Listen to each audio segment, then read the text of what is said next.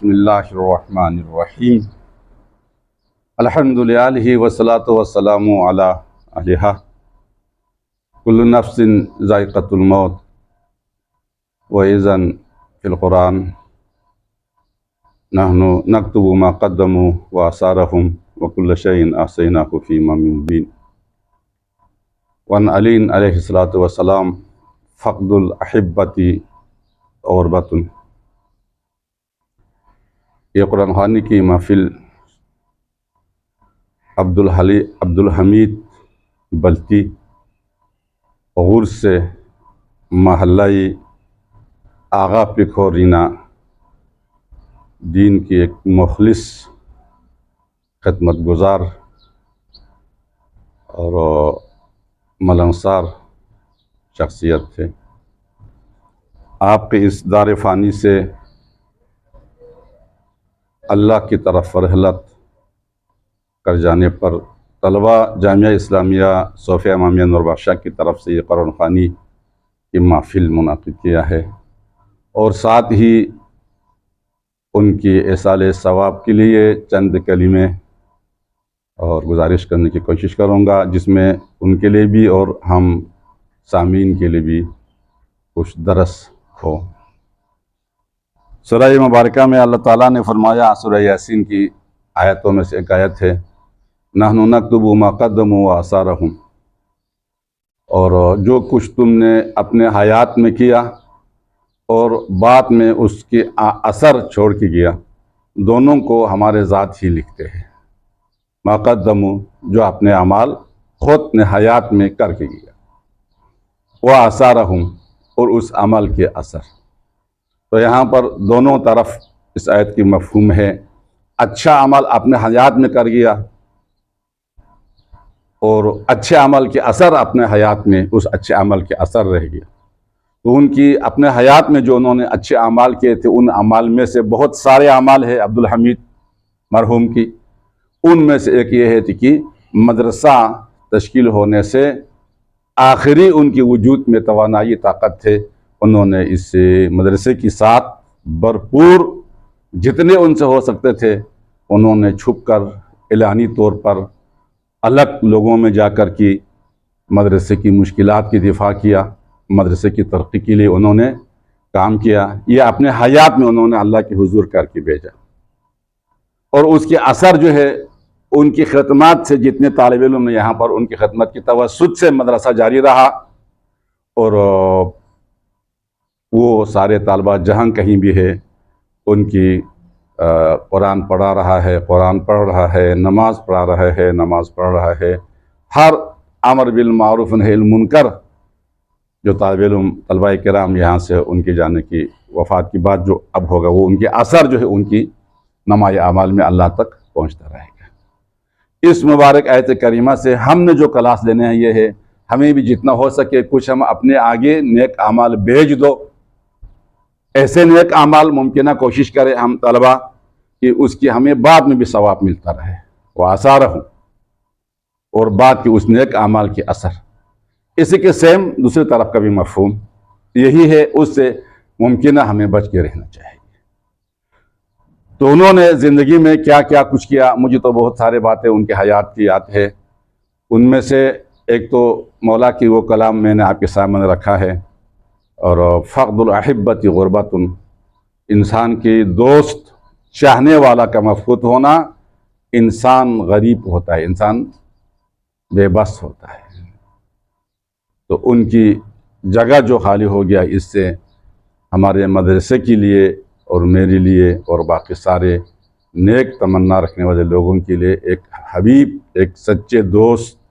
وہ بھی ایسا سچا دوست تھا جس کی دل میں کسی کے لیے اچھائی کے علاوہ برائی اس کے ذہن میں آتا ہی نہیں تھا۔ یہ خاص خوبی عبدالحمید مرحوم میں تھا۔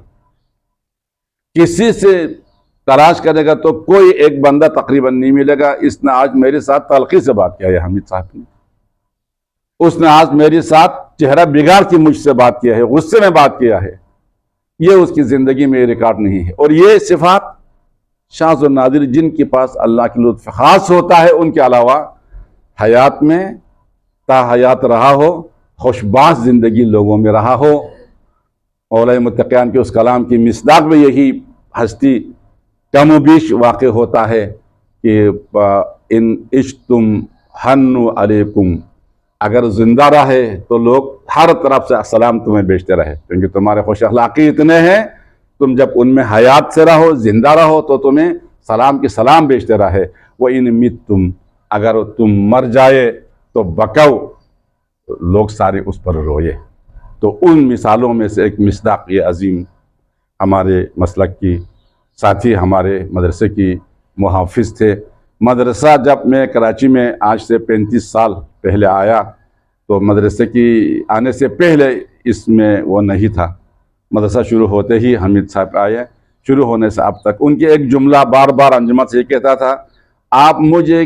کسی کام کے لیے، آپ نے دیکھا مجھے میں سٹ ہوں اس پر مجھے بیٹھاؤ، چاہے آپ مجھے چپراسی پر بیٹھاؤ، چاہے آپ مجھے ممبر کے اوپر بیٹھاؤ، عام ممبران کی، چاہے آپ مجھے نائب صدر کی لقب دو، چاہے آپ مجھے صدر کی لقب دو، کوئی بھی کام جہاں مجھ سے ہونا ہے انجمن سے نہیں ہوتا ہے تو آپ وہ میرے نام پہ ڈال دو۔ جس جگہ پر رکھنے آپ لوگوں کے مرضی، ہم نے مدرسے کے لیے کام کرنے، دین کے لیے کام کرنا۔ اور مولا متقیان کے ایک کلام اس موقع پہ یاد آتا ہے ہمیں ساروں کے لیے۔ مولا نے فرمایا ہے، 3 چیزوں کی تم قدر کرو ہاتھ میں جانے سے پہلے، المکان والزمان والصاحب۔ یہ شیخ محسن مرحوم جو ہمارے استاد تھے، انہوں نے ہمیں قوم کے ایک کلاس میں، اس وقت مجھے وہ صحیح سمجھ میں نہیں آیا تھا، شیخ صاحب نے ایک فقہ سے بات کر دی، 3 چیزوں کی قدر کرو، ان میں سے ایک جگہ کی قدر کرو، دوسرا وقت کی قدر کرو، تیسرا اپنے ساتھ رہنے والے کی قدر کرو۔ یہ چیز اس وقت تو ہمارے کچھ امید تھا یہ تو کوئی اور فلسفانہ منطقانہ زبردست بات کرے گا، انہوں نے انہیں سادہ بات کر کے قوم کی طلباء کے لیے خطاب دیا۔ پھر بعد میں پتہ چل گیا یہ واقعی انہوں نے بہت گہرا بات کیا تھا۔ ابھی ہمیں بھی، آپ لوگوں کے لیے بھی کچھ باتیں ابھی آپ سن کے رہو گے، یہاں سے جانے کے بعد قدر ہوگا۔ ابھی مثلا یہاں سے جو طلبہ گیا ہے، ان کو یقیناً کچھ تو یقیناً ہوگا شک کے بغیر، جب میں اس مقام پہ تھا میں نے ان چیزوں میں سستی کیا۔ اس زمانے سے میں نے جس طرح خوب جس مدرسے میں تھا زمانے سے میں نے فائدہ نہیں اٹھایا۔ اور صاحب تو مکان ابھی ہم ساروں کے لیے مدرسے میں جس مکان میں ہم بیٹھے ہوئے ہیں اور جس وقت آپ کے لیے یہ ہے، اس سے آپ خوب فائدہ استفادہ کریں، یہ گزر جانے کے بعد پھر واپس نہیں آئے گا۔ اور اپنے ساتھی ساتھ رہنے والے سچے مخلص دوست، ان میں سے عبدالحمید مرحوم ایسے عظیم ساتھی تھے، ایسے دوست تھے کہ اب ان کی جگہ خالی ہونے کے بعد آج سے 2 سے 3 دفعہ ان کے بارے میں انجمن کے اراکین میں ذکر خیر ہوا۔ اب اس جیسے بندہ ہم کہاں سے لائے؟ لہٰذا یہ عظیم ہستی اللہ کی حضور رحلت ہو چکے، تو ان کی احسال کے لیے یہ مجلس، یہ قرآن خوانی طلباء کی طرف سے رکھا ہے۔ اسی مناسبت سے میں ان کے تمام لواحقین کے لیے اور ان کی توسط سے ان کے والد محترم محمد علی بھی غرس کے مشہور لوگوں میں سے تھا، خود مریض ہو کر کے ڈاکٹر بن گیا تھا، وہ بھی ان کے باپ ڈاکٹر نہیں تھا، خود مریض ہو گیا ٹی وی کے مرض سے، اس سے خود تجربہ کر کر کے خود ڈاکٹر ہو گیا، بعد میں ڈاکٹر سے مشہور ہو گیا، پورے علاقے میں سلطنت تک لوگ آ کر کے ان کو لے جاتا تھا، اپنے مرض پر خود نے تمرین کر کے تجربہ کر کے دوسروں کے لیے ڈاکٹر۔ تو وہ خاندان سے یہ تھا، میرے خیال میں تقریباً وہ 2 یا 3 سال مجھ سے چھوٹے تھے حمید صاحب، گاؤں میں تھا تو میں ادھر ادھر خود جانے کی پوزیشن میں تھا، وہ بابا کے ساتھ جانے کی پوزیشن میں تھا، تو 3 سے 4 سال کے گیپ تھا۔ تو یہ عظیم ہستی کی رفاقت پر یہ تعزیت جو ہے، یہ قرآن خوانی کی محفل ہے، پروردگارہ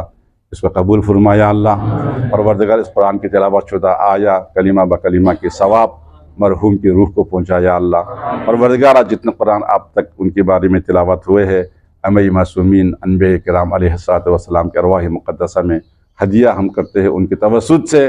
ان کی اور ان کے تمام خاندان کی مرحومین کی روح کو بخش دے یا اللہ، اور ہمیں اپنے اس وقت کی اور اپنے اس جگہ کی اور اپنے دوستوں کی قدردانی کرنے کی توفیق عطا فرمایا اللہ۔ فاتحہ و اخلاص سبحان